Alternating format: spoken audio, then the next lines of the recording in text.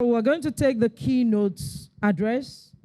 I want to call on invite the keynote address speaker, my own classmate, made in UNN, Dr. Chidebelu Ufodike, to the podium, while the IT will play his citation, please.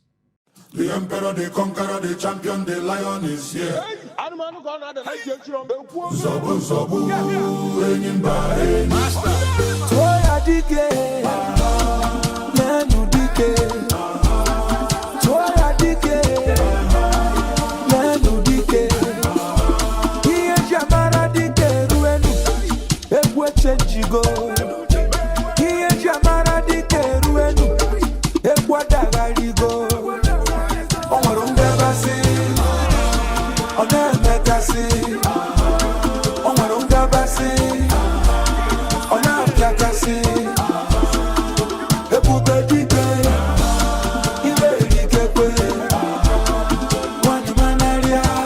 Chidebelu has over 25 years of global leadership experience across a portfolio of industry-leading businesses in pharmacy and healthcare. He graduated from the University of Nigeria and Howard University, Washington, D.C., where he earned his Bachelor of Pharmacy and PharmD.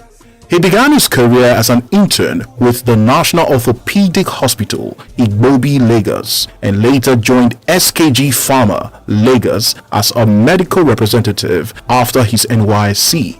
In 2003, he left to pursue a career in pharmacy outside Nigeria. He is currently the Chief of Staff and Vice President for U.S. Healthcare at Walgreens Boots Alliance, the world's largest pharmacy-led company. In this role, he is responsible for defining and leading the company's global healthcare strategy. Before this, as head of innovation and service deployment, he led the foundational work to change the company from the pharmacy retailer to a global healthcare company. Under his leadership, the company achieved the milestone of building and launching over 100 health corners in 2022, with a roadmap to scale to 3,000. Previously, he led pharmacy and retail operations at Walgreens and led the operation and integration of 1,937 acquired Rite Aid stores across 25 U.S. states into the Walgreens fleet, the largest retail acquisition ever done in the United States. During the global pandemic, he was responsible for developing and executing the B2B operational plan for COVID-19 vaccination in partnership with the CDC, which helped the government administer 200 million COVID-19 vaccination in 100 days. Throughout his career, Chidebelu has held leadership roles of varying responsibilities, including Regional Vice President of Pharmacy at Rite Aid, where he was responsible for over 300 pharmacies across 4 states, and Director of Pharmacy Asset Protection for the third largest retail pharmacy chain in the country. He is on the board of several U.S. healthcare companies. Chidebelu was recently named to the National Healthcare Coalition's Top 100 Healthcare Executives of African Descent and has been featured in Stroll Magazine's Healthcare Innovators, the D&D Daily Executive Spotlight, and was listed in 2022 Pharma News Minorities of Influence. In his spare time, he dedicates himself to charitable causes. He's an avid runner, enjoys golf, and spending time with his family. Ladies and gentlemen, distinguished delegates, I present to you the keynote speaker of the 42nd Annual Conference of Association of Community Pharmacists of Nigeria, Dr. Chidebelu Ufodike, Chief of Staff, United States Healthcare.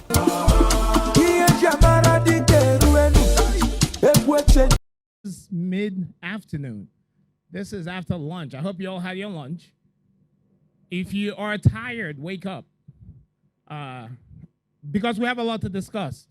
These are exciting times for pharmacy, exciting times for healthcare. And one more is my classmate, by the way. So you heard a little of my story, but I'll try to put some more meat on the bone that you heard. So my name is Chidebelu Ufodike, as you heard. I am a pharmacist, proudly so. If there's any profession, if I had to do it over again, I will go and do pharmacy again. And during the presentation, you will understand why. So as a young boy, as a 7-year-old, I always knew I wanted to participate in healthcare. I didn't know what part of healthcare I wanted to participate in, but I knew I wanted to be involved in taking care of people. Some of the reasons are my personal experience. You know, I lost my dad when I was 7. So my dad had just finished his PhD and lost my dad. I was 7 years old. So I understood immediately the pain of human suffering as a small child. Was raised by my mom, who's an educator, a teacher. And I ended up at University of Nigeria in Nsukka. Any lion here? Great lions and lionesses? There you go. Which, again, I am biased, is the best pharmacy school in the world. There are other pharmacy schools, right? It's University of Nigeria and then the rest.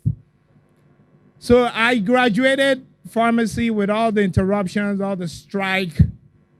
Eventually we graduated sometime, I believe 1998. And I went and did my internship at National Orthopedic Hospital in Ibobi, Lagos. I've been a lucky chap in my life. Because at Ibobi, I had some phenomenal mentors. I worked with some phenomenal pharmacists. Ms. Obono, Ms. Ibekwe, these are just some of the pharmacists I worked with who, as an intern. And graduating pharmacy school, landing at Ibobi, these wonderful ladies taught me a lot as a young pharmacist. And after that, I went to serve. I served in Lagos at the Federal Ministry of Health, the Infectious Disease Hospital in Yaba. Did my service. And then right after my youth service, I was looking for a job. I was still serving, and back then we didn't have WhatsApp or internet or cell phones. This was 2000, I believe. But we had newspapers, and I remember I was on one Danfo bus. You guys know those Danfo buses, yellow Danfo buses. I used to ride those things every day. And I was on a Danfo bus, and I bought a newspaper, and in the newspaper was an ad for a job, SKG Pharma, hiring. I didn't know anything about SKG. I didn't know anyone at SKG, but I applied. And at SKG, I went for the interview. And what I did was I bought a bag. I bought a little, you know, those kind of bags reps carry. I bought one of those, and I dressed up. I went for this interview. So I looked like a drug rep. I mean, I didn't know the first thing about repping. But I guess it impressed the people who interviewed me, and I got hired at SKG. So I started my career after youth service as a drug rep at SKG Pharma. Again, I was lucky. I had some wonderful pharmacists I worked with. Mr. Okaba, who hired me, he was a GM at SKG back then. Fidelis Nwachuku, Akin. There were some wonderful mentors who, again, nurtured my career as a young pharmacist and a drug rep. I was a rep in Lagos.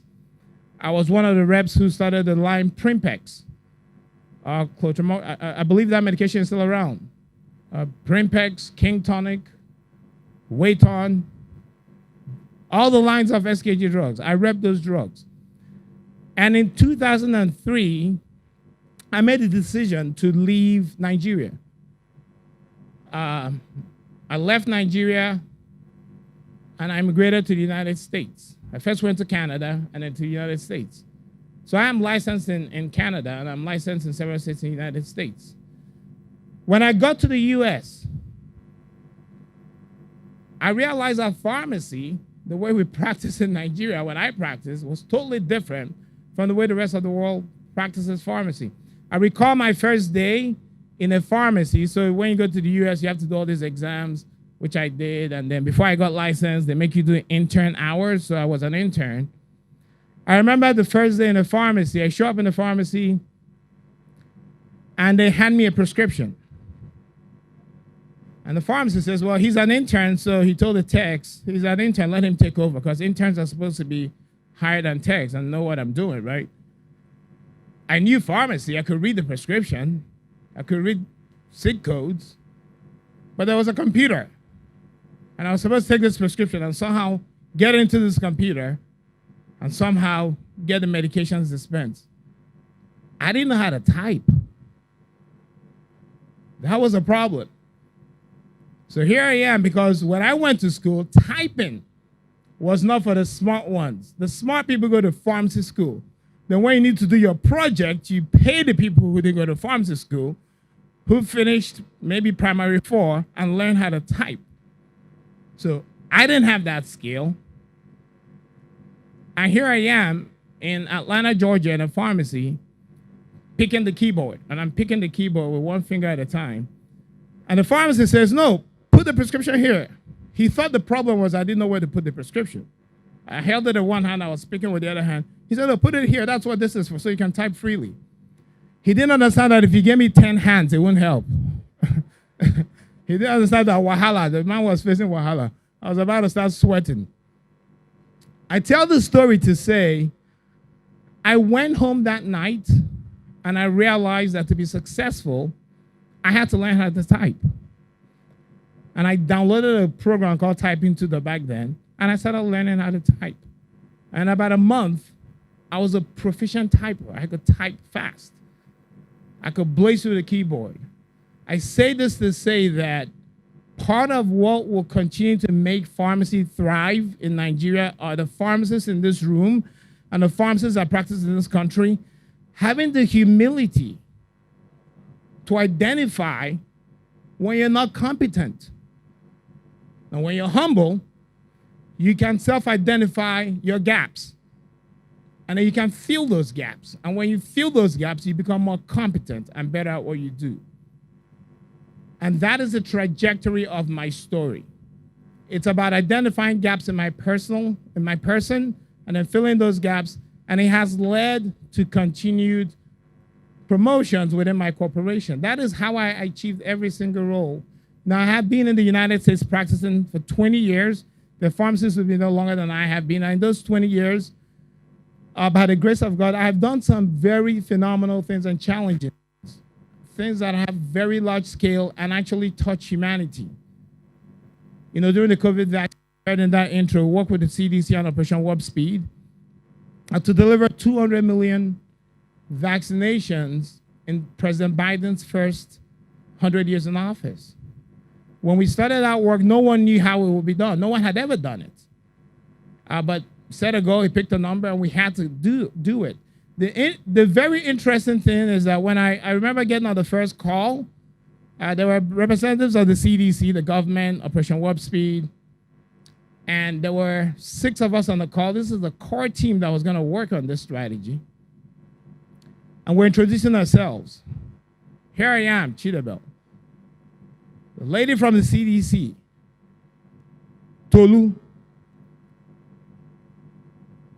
The person from Pfizer, who was the manufacturer of the vaccination, was Ade.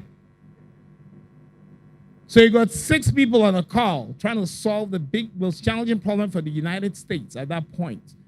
50%, half of them are Nigerians. Half. And that's the talent that we have.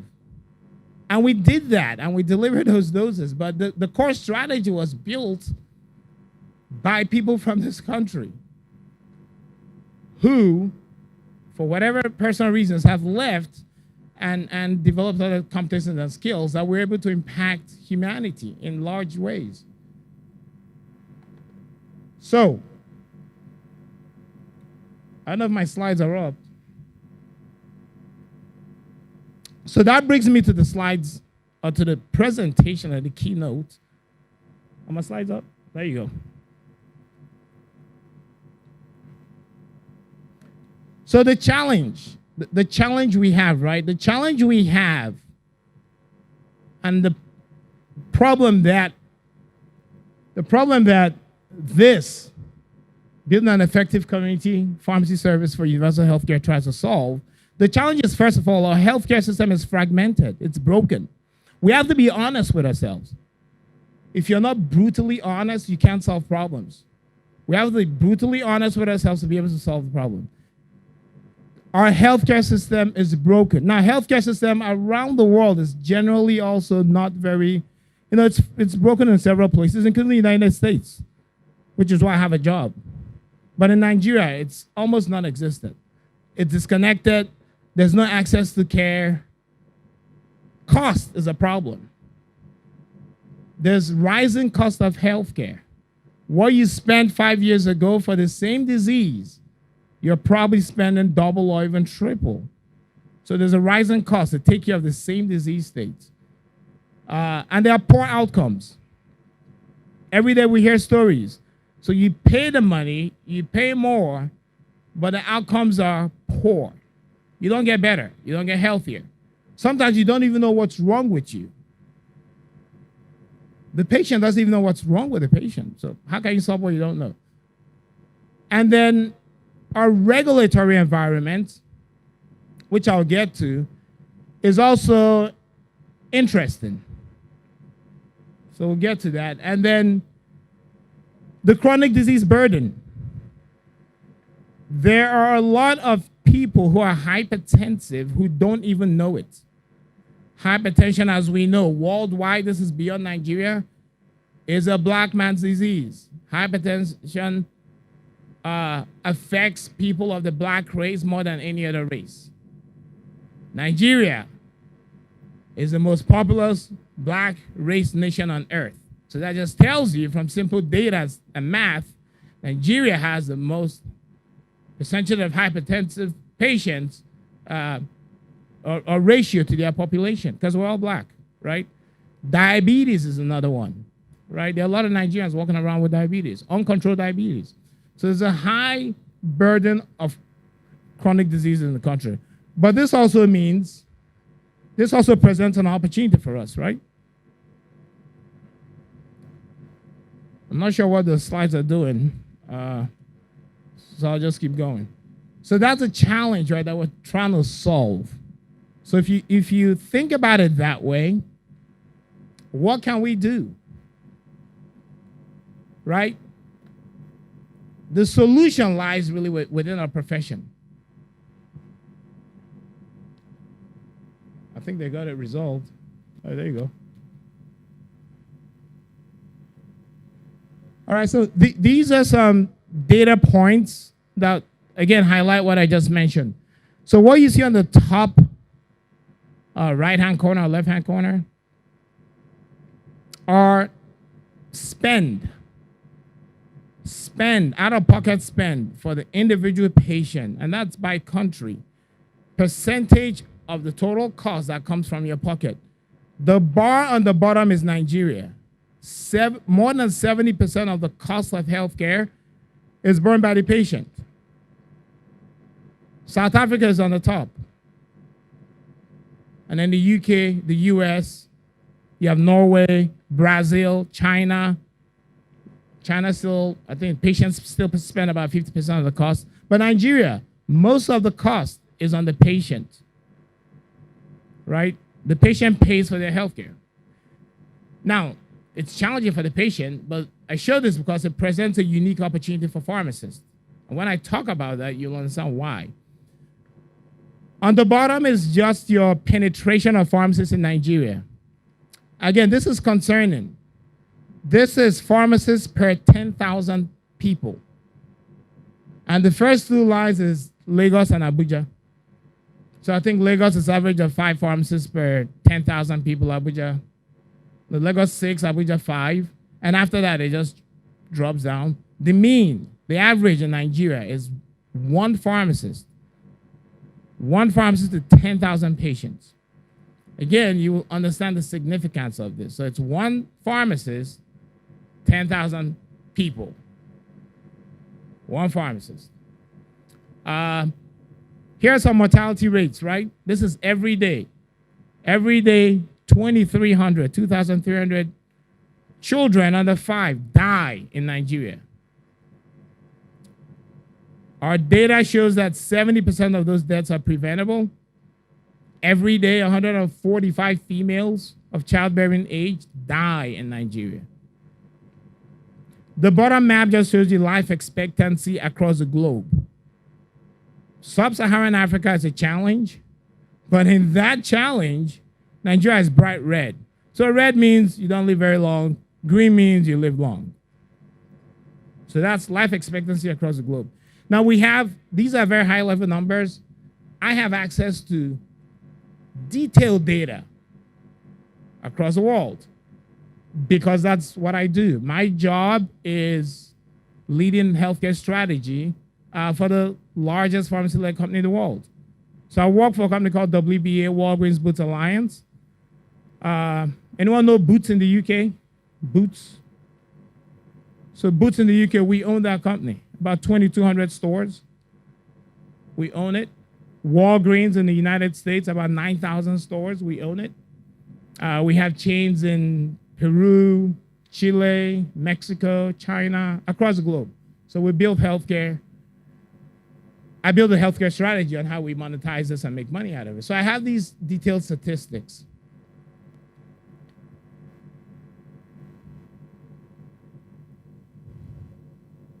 There you go. So now you know this. How do we solve the problem? We have to reimagine healthcare in Nigeria. To really change the trajectory, we need any kind of network. So here's a couple of things I will tell you. Healthcare, to make healthcare work, what we know is that the provider of care has to be reimbursed. To be clear, I work for a for-profit company. I like money. That's why I went into healthcare. You take care of people, but you got to be taken care of. Anyone here like to do free services? You guys like working for free? I don't. I'm from somewhere. My village is in Newi. Anybody who knows anything about Newi? Anyone know Newi? Yeah, we're traders. I've been a trader all my life. And to trade, it means you like commercial gains. We do like money. So what I'm going to talk about today is how to get rewarded doing this. Pharmacists have to make money. There's a huge opportunity to drive significant revenue for the profession, drive significant revenue for individual pharmacists. And I am biased to community pharmacy because community pharmacy, I believe, is the best position. No knock on hospital pharmacists, no knock on clinical. Love them all. But community pharmacists are best positioned from the perspective of actually making money from reinventing healthcare. This will add a lot of revenue to community pharmacists. That's what I do for a living. That's what I do for my company. So let's talk about what I normally hear. Whatever you're going to say, Chidebelu, it won't work in Nigeria. It works abroad. Nigeria is different. You can keep believing that until other people come to your country and start up what I'm going to talk about and then take the money and make the money. Why do I know it works in Nigeria? We've gone to countries that are similar to Nigeria and have established healthcare businesses that are thriving and making a lot of money. I just give you a couple of examples. So drug trade, the pharmacies in Mexico are, the first time I went to visit Mexico at a work level, the pharmacies are no different from Nigerian pharmacy. You go there, there's a girl behind the counter, you tell them what you want. She's not a pharmacist. She's a sales girl. You ask where's the pharmacist, they say, he's coming. He went somewhere, he went to the restroom. She asks you what you want. If you want 2 amoxil, 3, 5, it doesn't matter. They count and I give it to you. No difference. Same practice. But we went to Mexico and bought a chain of 40 stores and turned that around. These are stores that were just struggling to survive. That is a $40 million business today, revenue. So it's possible. Why do I know it's possible again? In the last 5 years, I have personally been approached by 3 different companies at 3 different times to come and lead a company in Nigeria to do healthcare, pharmacy-driven healthcare. One is a South African investor. I didn't want to leave my job at that point. but they wanted him to start up a company here, be the CEO, and they have a lot of money to invest. They want to invest in Nigeria in healthcare, pharmacy. 3 companies, 3 different times. So it does work in Nigeria. Chile, another country, no different from Nigeria. They sell drugs the same way. They're even worse. In Chile, the pharmacy, if all of you have stores, your front door would be what we call in Nigeria burglary proof. You can't go into the pharmacy. The sales girl is behind this cage. And because they have a high crime rate, people go in there and rob them. So you go to this door, and through the cage, you tell them what you want. Even for the OTC, you point, and they bring it to you, put it in a bag. You give them the money, they give you a product. But again, we bought stores, not a chain. We bought individual stores and made them a chain. And again, it's a thriving business. I believe $30 million revenue. Still selling it through the same burglary proof.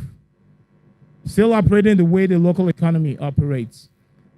So I say this to say healthcare delivery can work in Nigeria if you do it differently, and it can drive money. You can make money doing it. Here's a solution. High level. It's a front door to a reimagined healthcare system. So think of a healthcare system that doesn't exist today. Pharmacy, community pharmacy is the front door. Because to get a patient better, it's not just the drugs you're going to give them or sell to them. There's a lot more that goes into that. Part of what drives up costs in healthcare is care navigation. One, the patient doesn't know what they need. So they might go see a surgeon when they don't need surgery. They might go see a doctor when they don't need a doctor. So they need someone who understands healthcare, who can help navigate that patient into all the things you need to get better. And the best positioned person is a community pharmacist. Because that's where you're in the community. You're close to the patient's home. They can walk to you. And this is true everywhere in the world. Community pharmacists are usually embedded in the community, accessible to the patient. And the patient shows up, and you know what they need. They don't know what they need. You know what they need. So you can help them navigate care. The trick is that if you build a value-based care model, that is all part of controlling costs and making money for yourself and making the patient better. And we'll talk about that. Define quality measures come into play. So I don't know, those of you in community practice, which is most of us here, this is ACPN. A diabetic patient sometimes doesn't know where they're chasing. Last time I went home for Christmas, you know, I try to go home. I come to Nigeria quite often. I bring my family. I have 2 kids. I love them so much. So I bring them to Nigeria every year so that they make sure they were born in the United States. But I need them to know they're Nigerian. I need them to know how to kill chicken, how to pluck mango, how to roll nubo, and all those things. So I bring them home frequently. Every year they're in Nigeria, sometimes twice a year. And last trip, a woman shows up and she tells me, for those of you who don't understand Igbo, I'll translate. She tells me, sugar, which means I have diabetes, basically. I have the sugar disease. I said, okay, what else did they tell you? That's it. They told me to take these pills. And I look at what they gave her. They gave her metformin, but right there and then, you have a patient who has a diagnosis but has no idea what the goal is.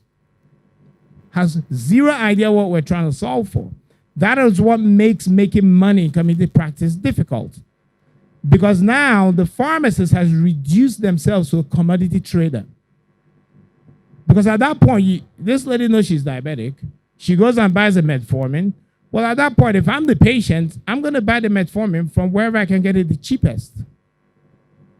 Because there's no differentiator. What's different?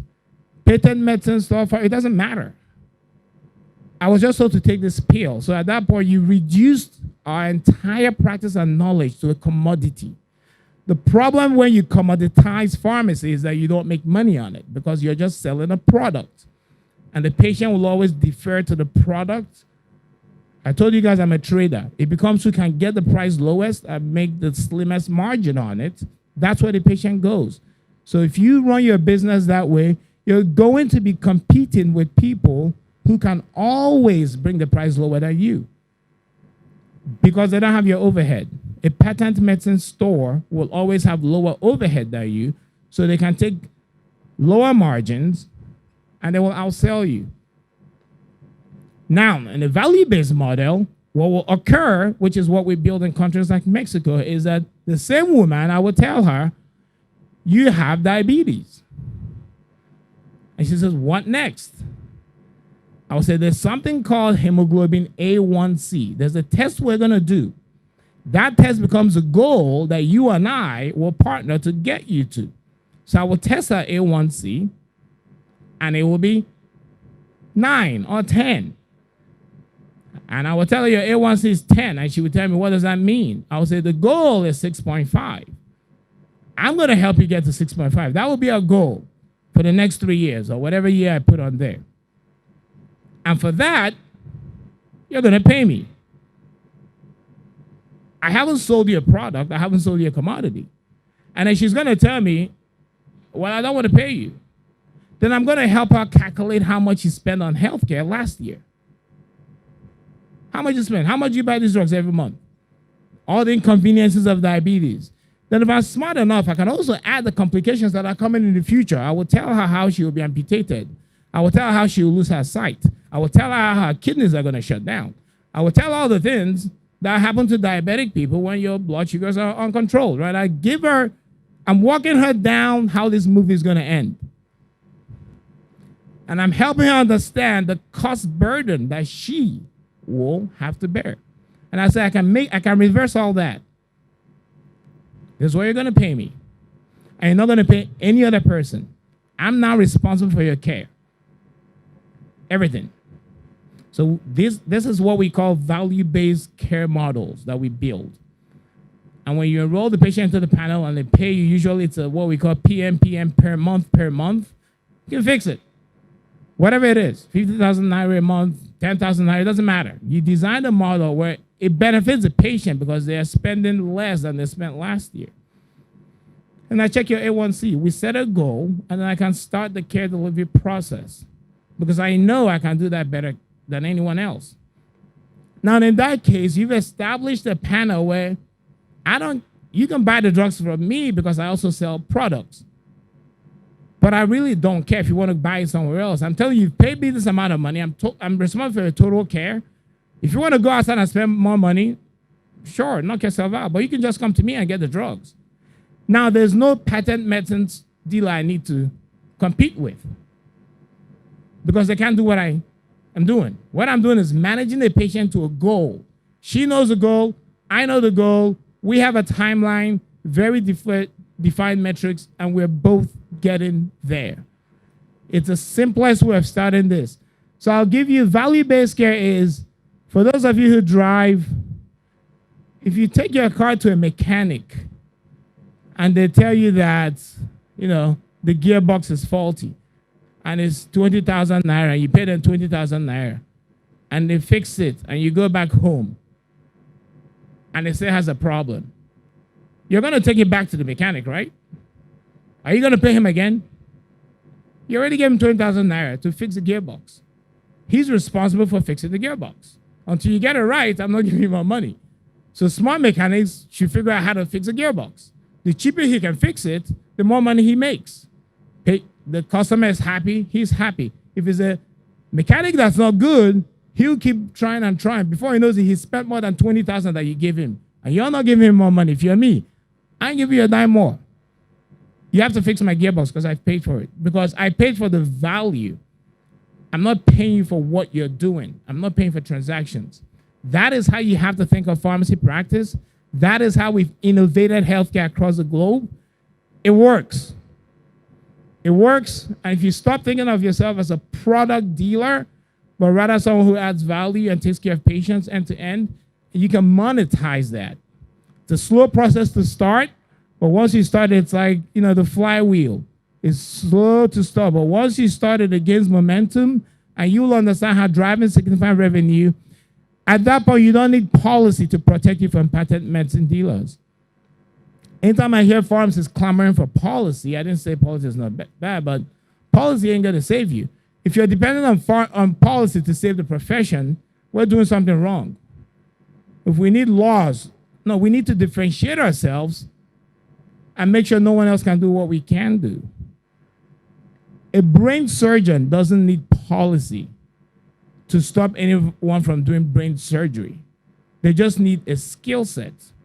They're confident that they're the only ones who can cut into your brain and do the surgery correctly. You can go anywhere you want to go. You can go to patent medicine store and do your brain surgery. They don't need any policy to stop it. Go. But they are confident that because they have a certain skill, only they can solve that problem for you. So the patient is forced to go to that brain surgery when you have a brain problem. Pharmacy has a differentiated skill that we need to leverage. If you leverage it effectively, you differentiate yourselves from patent medicine stores, and we don't need any policy. It's about, again, enrolling patients with chronic disease burdens. Usually it's chronic disease, setting therapeutic goals that are well-defined, and helping the patient, managing the patient to that goal. The example I gave you with A1C, for example, what we discovered when we started doing this is that the patient shows, you check it the first time, it's 10. They come back next 3 months, you've been putting them on this drug. They come back in 3 months, you check it again, now and it's 9. The patient is so ecstatic. Human beings like progress. Human beings like knowing what they're chasing. What is a target? When you don't have a target, you have patients who are not compliant to their drug therapy, patients who just buy drugs as commodity, they go to the cheapest source because they don't know what they're doing. They don't know what they're treating. So you got to define goals. The good news is that most chronic diseases, it's easy to establish goals. High blood pressure, you can establish goals with systolic and diastolic blood pressure. Diabetes, A1C, you can establish goals. So you can establish goals for most chronic diseases. So the vision here with value-based care is that the pharmacist has to be the leading provider in reimagining local healthcare and well-being for all. Let me tell you a little bit about why we believe the pharmacist is the best person for this. Remember, I work for a healthcare company. We employ doctors. We're trying to make money, so even though I'm biased because I'm a pharmacist, we don't really care about the practitioner we use. But in doing this around the world, what we found out is that a community pharmacist is best positioned to drive these models of care. Like I said before, they are accessible. They have enough training and knowledge. And if you as an individual pharmacist, you take the time, like I said, to be humble, identify the gaps in your competency and do the right thing to fill those gaps, you become a better pharmacist, a better practitioner. If you're not humble, you're not going to learn. Without humility, no one learns. Zero. So you got to be humble to identify the trainings you need. Now we're doing immunization training, right? Pharmacists are immunizing across Nigeria, which is one way to prevent disease, one way to prevent cost, and other training that you need to do this. And I mentioned earlier why I believe these models work in countries like Mexico, Peru, Chile, Nigeria. Is the last thing here, favorable regulatory environments. I mentioned regulatory environment earlier. I'm sure some people thought I was going to badmouth our regulatory agencies. No, it's the opposite. Actually, value-based care is more difficult to implement in countries like the United States as a reimbursement model because they have a lot of regulations, a lot. I was in London last week visiting some of our Boots stores because we're trying something new. Boots were the pharmacists. So we have prescribing pharmacists, and we're doing the same thing in the UK now where you can go into a Boots store, see a pharmacist, get a prescription, fill the prescription, go home. We were negotiating with the NHS because it's a single payer system. NHS pays all the bills, just like we're trying to do with universal healthcare. It's one payer system in the UK. As a business person, I don't like it because it's hard to negotiate when the demand is the one paying the bills, the man is the one writing the law, there's nobody competing, you take what he gives you, right? So we're in this negotiation last week. But that regulatory environment, the only reason why the NHS was listen to us, is that we're reducing costs for them. They have a shortage of doctors in the UK. A patient pays about 70 pounds to see a doctor, so it's 70 pounds a visit.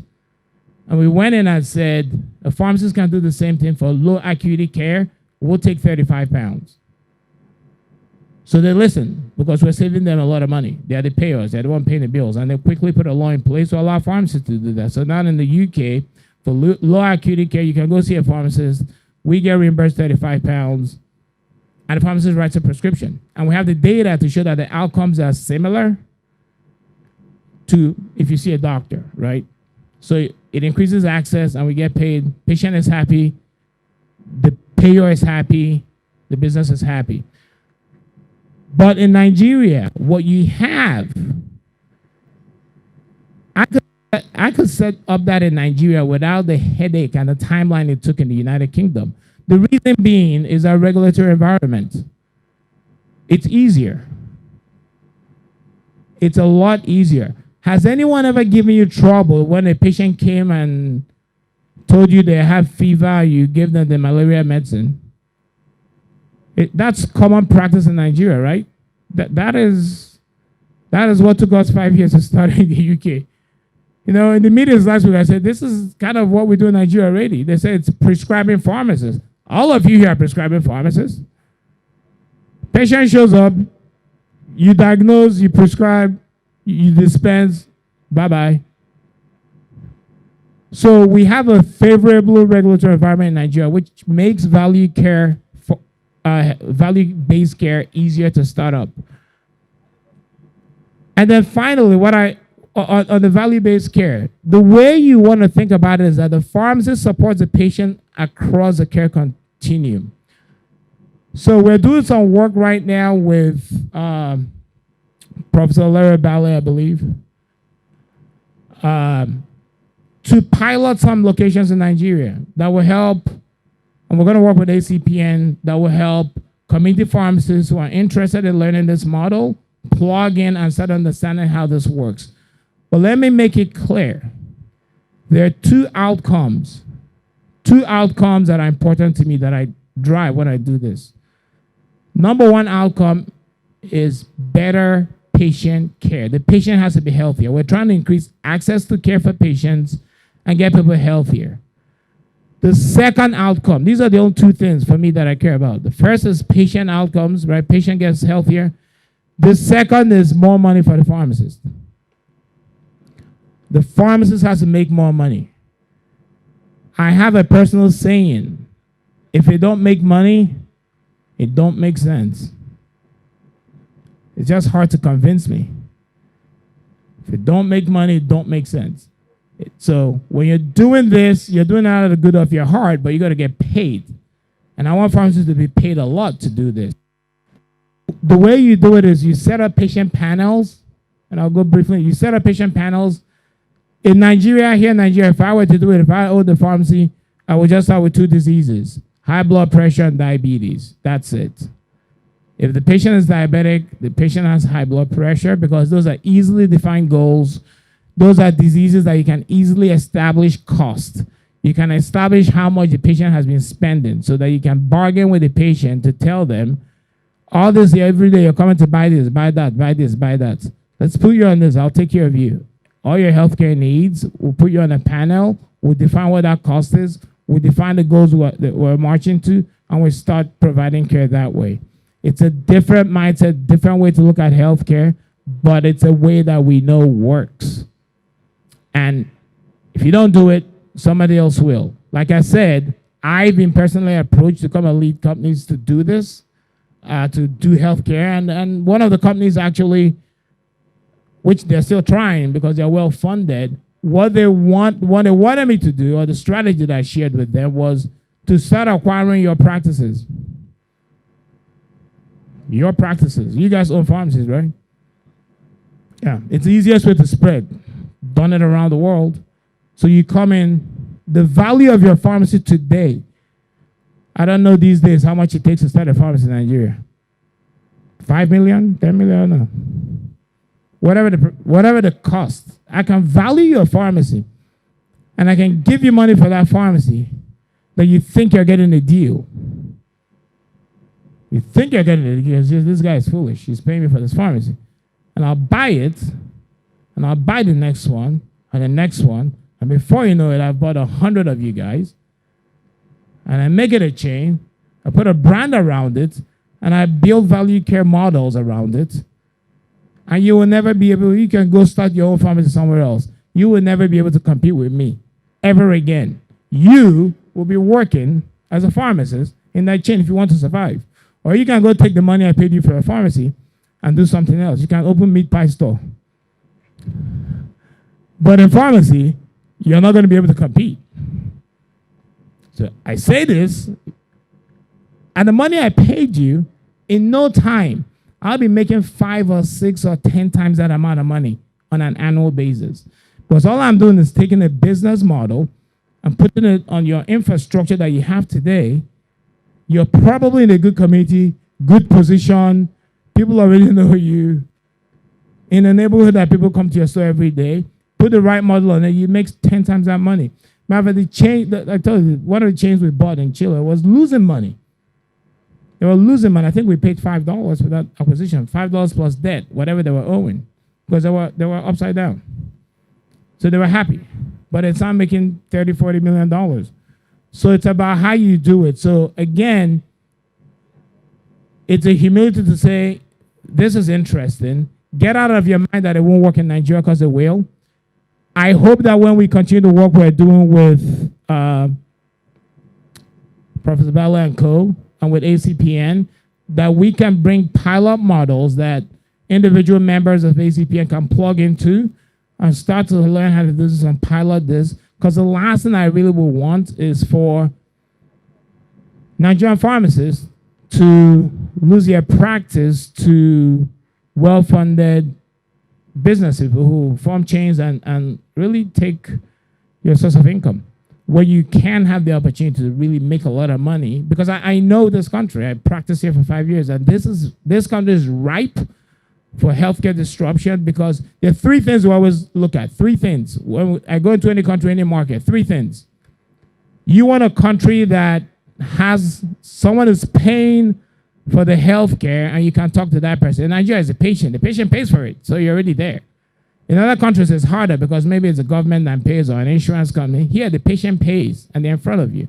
The second thing you're looking for is a country that the regulatory environment is what I call loosey-goosey. It's not too tight, which is Nigeria. Like I said, so you can write your own prescriptions. So you've checked 2 boxes. The last thing I look for is where there are poor outcomes. The patient is not happy with care. The patient is not getting better. Again, Nigeria checks that box. The outcomes are not great. The patient is taking the pill, but they don't even know what they're taking it for. So you check the 3 things that I look for if I decide on countries to go invest in and build these healthcare products. Nigeria checks all those boxes. So I know this business, and Nigeria has a population. We said 1 pharmacist for every 10,000 people. To make any of your pharmacies profitable, they are profitable today. I'm talking of significant profits. You probably need a panel of 100 patients, 100 diabetic and hypertensive patients to start with. So if you think of 1 pharmacist per 10,000 patients, and all you're looking for is 100, not very hard to get there. If you started the right way, learn it the right way, and build these panels and go into value-based care. It is what I preach, because it's what makes money for pharmacists, and I continue to advocate for the profession. I love the profession.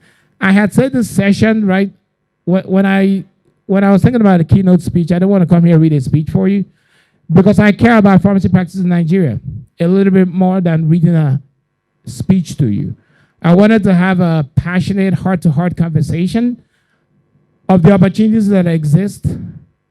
I wanted to even take questions, because there might be some. But I wanted to have a personal conversation with this group.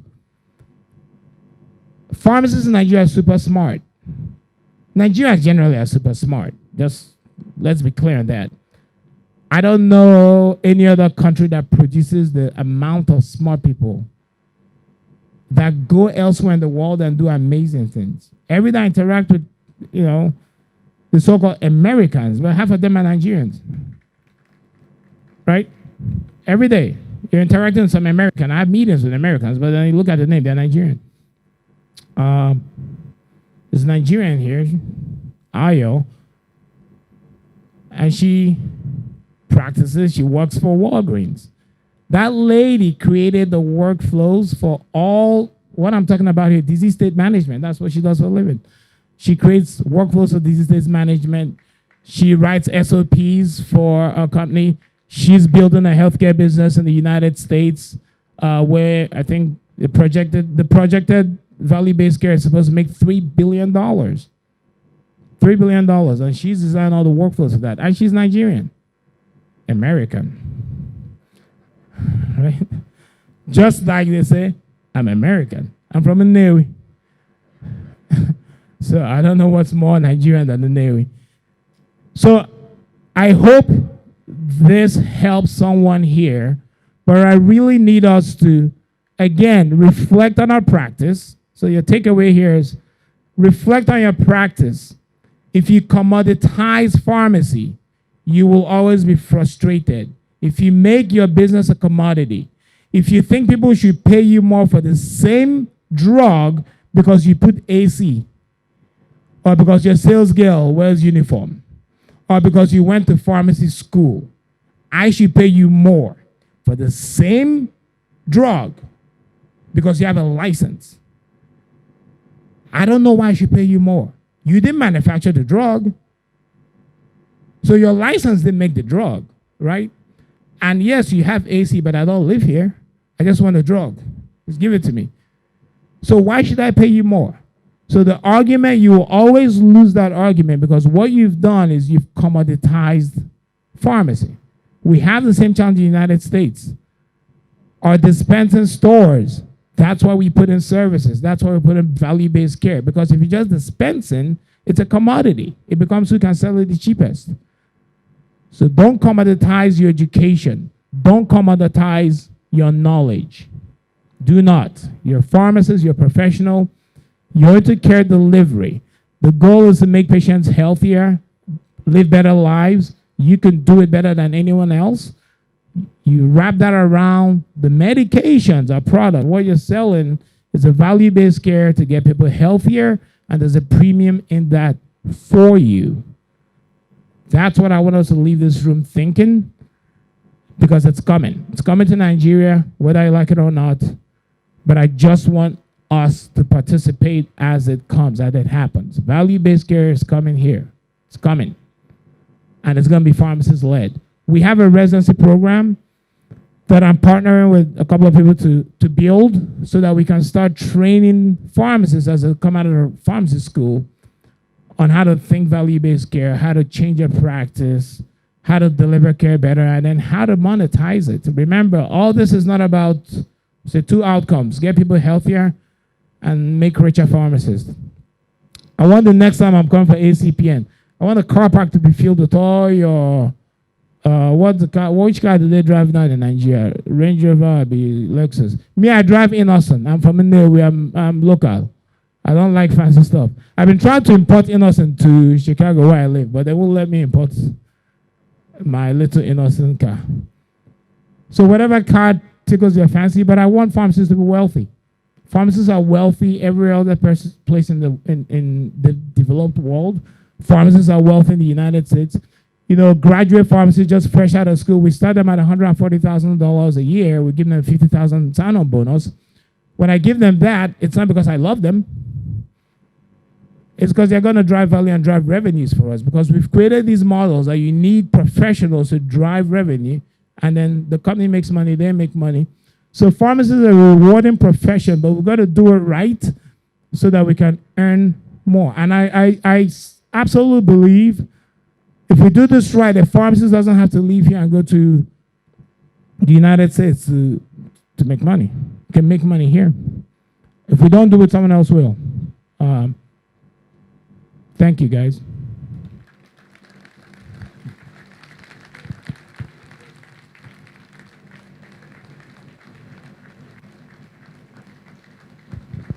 You told us thank you, guys. So thank you, man. Please, can do better than that. Thank you so very much. Can we appreciate him? Thank you so very much. And I invite the National Chairman of ACPN to honor our keynote address speaker.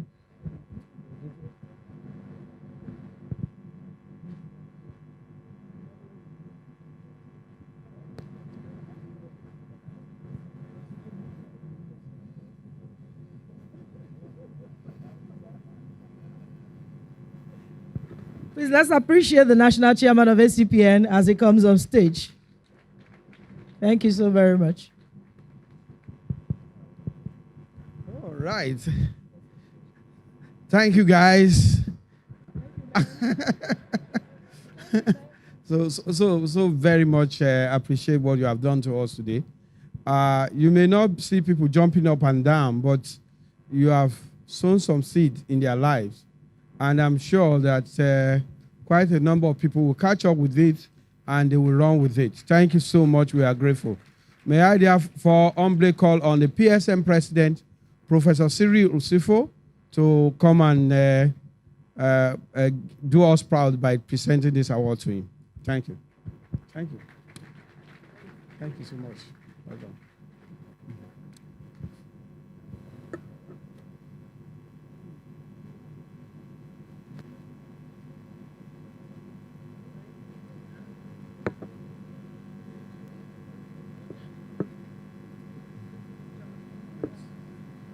You should be set.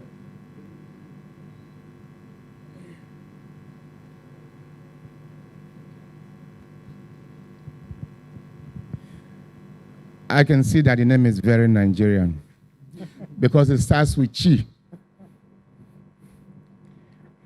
On behalf of the Association of Community Pharmacists in Nigeria, we want to present this appreciation award for coming down to discuss with us and share your ideas. And I'm confident that you're going to have more interactions one-on-one with some of our colleagues at the break section. We really appreciate you. Congratulations, sir. Thank you.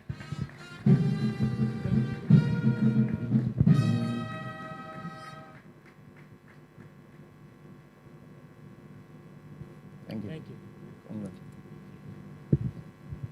Thank you so much. So Chidebelu, thank you so much. All right. If I have opportunity to ask him a question, the question will have been for me to know the size of the budget size of Walgreen and Boots.